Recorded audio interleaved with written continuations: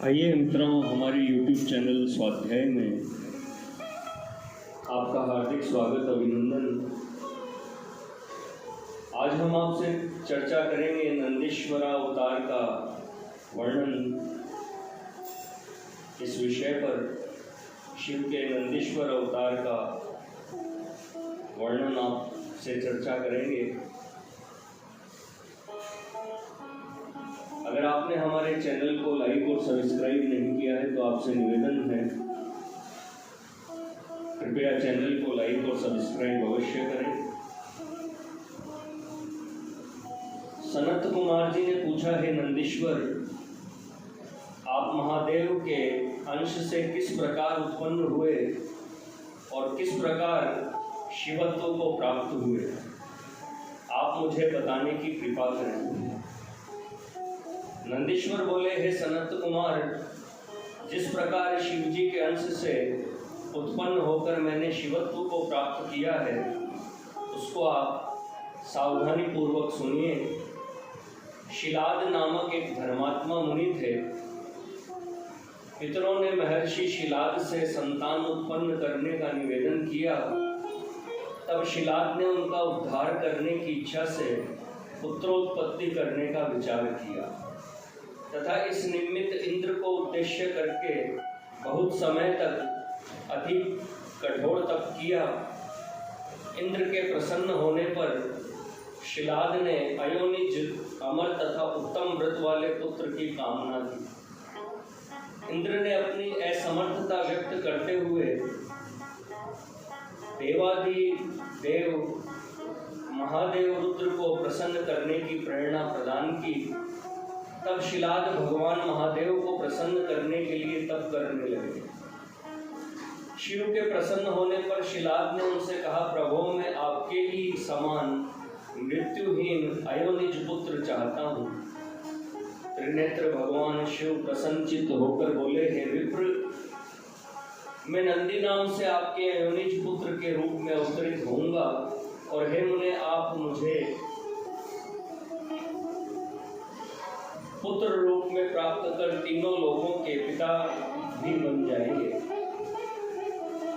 हे सनत कुमार, कुछ समय बाद मेरे पिता शिलाद मुनि यज्ञ करने के लिए यज्ञ स्थल का दर्शन करने लगे। उसी समय यज्ञ आरंभ से पूर्व ही शिव जी की आज्ञा से प्रलयाग्नि के सदृश देदीप्यमान होकर मैं उनके पुत्र रूप में प्रकट हुआ। उस समय वहां पर बहुत बड़ा उत्सव हुआ। सभी देवगण हर्षित होकर मेरे तथा मुझे उत्पन्न करने वाले शिवलिंग का पूजन करके उसकी स्तुति करने लगे। शिलाद बोले, हे सुरेश्वर, आपने मुझे आनंदित किया है, अतः आपका नाम नंदी होगा और इसलिए आनंद स्वरूप आप प्रभु जगदीश्वर को मैं प्रणाम करता हूँ।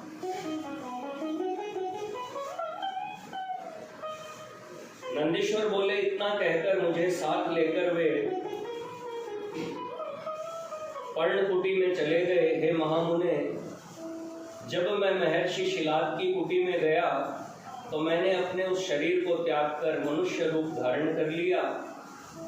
पुत्र वत्सल शिलाद ने मेरे समस्त जात कर्म आदि संस्कार संपन्न किए। उन्होंने वेदों तथा समस्त शास्त्रों का भी अध्ययन संपन्न कराया। 7वें वर्ष के पूर्ण होने पर मित्र और वरुण नाम वाले 2 मुनि आश्रम पर पधारे। उन्होंने कहा, हे तात, आपके पुत्र संपूर्ण शास्त्रों में पारंगत है, किंतु दुख की बात यह है कि ये अल्पायु है। अब इस वर्ष से अधिक इनकी आयु नहीं है। यह सुनकर शिलाद दुख से व्याकुल होकर अत्यधिक विलाप करने लगे। तब मैंने कहा, हे पिताजी, देवता, दानव, यमराज, काल अथवा अन्य कोई भी प्राणी मुझे मार नहीं सकता, आप दुखी न हो। पिता के पूछने पर नंदीश्वर बोले, मैं तो तप से और नय विद्या से ही मृत्यु को रोक सकूंगा। मैं तो केवल महादेव के भजन से मृत्यु को जीतूंगा, इसके अतिरिक्त अन्य कोई उपाय नहीं है। नंदीश्वर कहते हैं इसके अनंतर मैं वन में जाकर धीरता पूर्वक कठोर तप करते हुए रुद्र मंत्र का जप करने लगा। मेरी तपस्या से संतुष्ट होकर भगवान शंकर ने मुझसे कहा, हे महाप्राज्ञ, तुमको मृत्यु से भय कहाँ? मैंने ही उन दोनों ब्राह्मणों को भेजा था।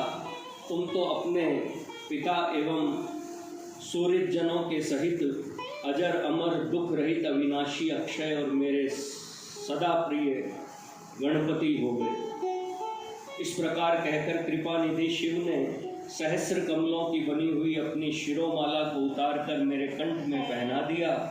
हे विप्र, उस पवित्र माला के गले में पड़ते ही मैंने 3 नेत्र एवं 10 भुजाओं से युक्त होकर दूसरे शिव के समान हो गया। इसके बाद शिव जी ने पार्वती से कहा, मैं नंदी को अभिषिक्त कर इसे गणेश्वर बनाना चाहता हूँ, इसमें तुम्हारी क्या सम्मति है? उमा बोली, हे परमेश्वर, आप इस नंदी को अवश्य ही गणेश्वर पद प्रदान करें। तदनंतर भगवान शंकर ने अपने श्रेष्ठ गणाधिपों का स्मरण किया। उनके स्मरण करते ही असंख्य गणेश्वर वहाँ उपस्थित हो गए।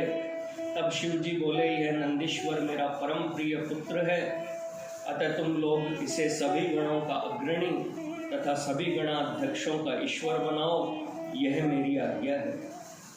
यह नंदीश्वर आज से तुम सभी का स्वामी होगा।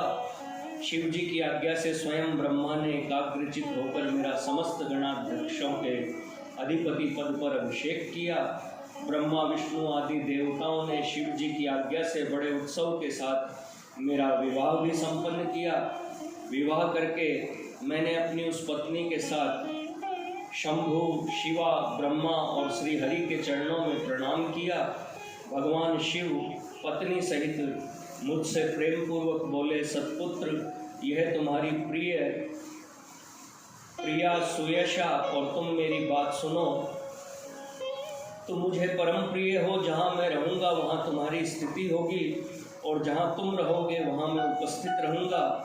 महाभागा उमा देवी ने भी मुझे तथा मेरी पत्नी सुयशा को अभीष्ट वर प्रदान किया।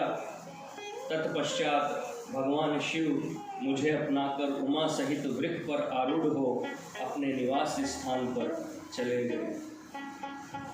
मित्रों, यह थी शिव जी के नंदीश्वर अवतार की कथा। अगर आपको हमारा चैनल पसंद आए तो इसे लाइक और सब्सक्राइब अवश्य करें। धन्यवाद।